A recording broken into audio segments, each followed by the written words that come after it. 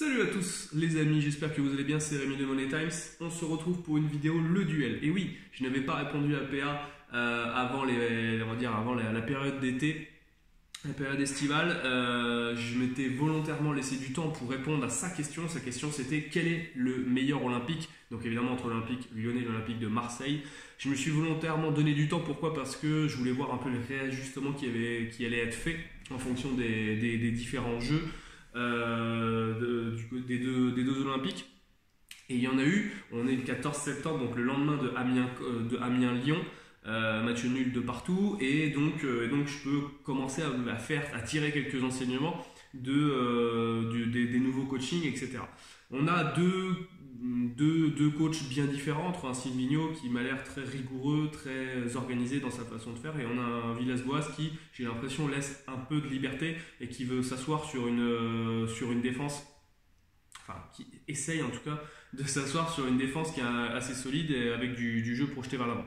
Bon voilà, donc on est sur deux tactiques complètement différentes. Et Lyon, pour moi, sur du long terme, est plus viable que l'OM. Maintenant, on a vu que ça allait prendre du temps tout simplement et qu'il va falloir laisser du temps à un entraîneur de pouvoir mettre les choses en place. Est-ce que sa tactique est la bonne? J'en sais rien. Je ne suis pas coach et je ne me permettrai pas de répondre à ça. Mais par contre, ce que je sais, c'est que dans le jeu et au niveau des joueurs, le potentiel qu'a Lyon, il est beaucoup plus intéressant et beaucoup plus important que celui de l'OM où la profondeur de l'effectif est un peu biaisée. Le centre d'information est bon, mais moins bon que celui de Lyon. Voilà. Après, la différence, c'est que Marseille va jouer essentiellement que le championnat et les coupes nationales, mais essentiellement que le championnat. Ils n'ont pas de coupe européenne à jouer. Et Lyon va devoir jouer la Ligue des Champions. Et après, on verra est-ce qu'ils continuent, est-ce qu'ils seront éliminés ou est-ce qu'ils seront renversés en Ligue Europa. Mais voilà, ils jouent quand même la Ligue des Champions. Donc, évidemment, ça crée de la fatigue et ça va peser sur les matchs en championnat. Voilà, donc c'est pour ça que je ne sais pas si Lyon a très bien tourné sur le début du championnat, sur les 2-3 premiers matchs, et ensuite ça a un peu effondré dans son jeu, alors qu'il y a un potentiel, on le sait, offensivement qui est bien plus supérieur que celui de l'OM.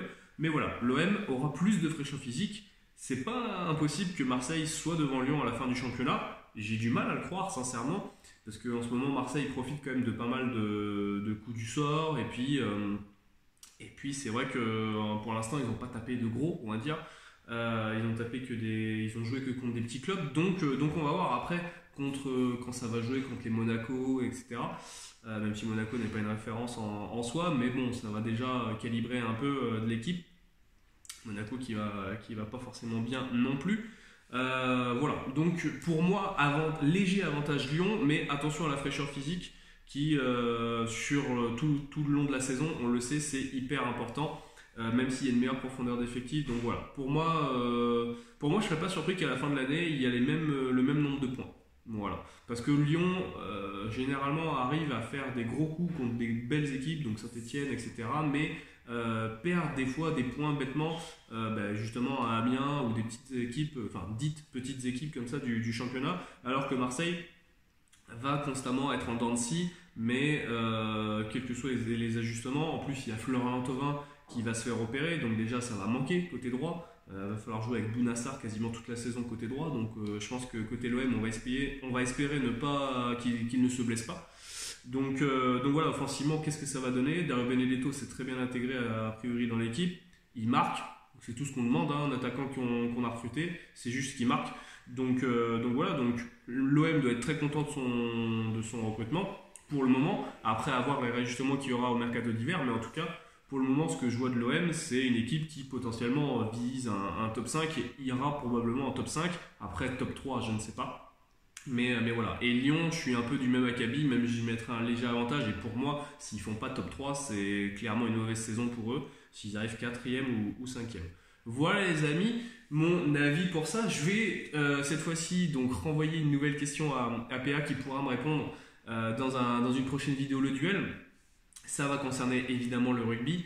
Et je voulais savoir quelle nation il voit en tant que surprise pour le mondial donc de la Coupe du Monde de rugby qui se déroulera au Japon au mois de septembre, fin septembre, début octobre. Donc voilà, quelle nation sera la nation surprise et qui peut faire un gros coup en passant les poules, etc. etc.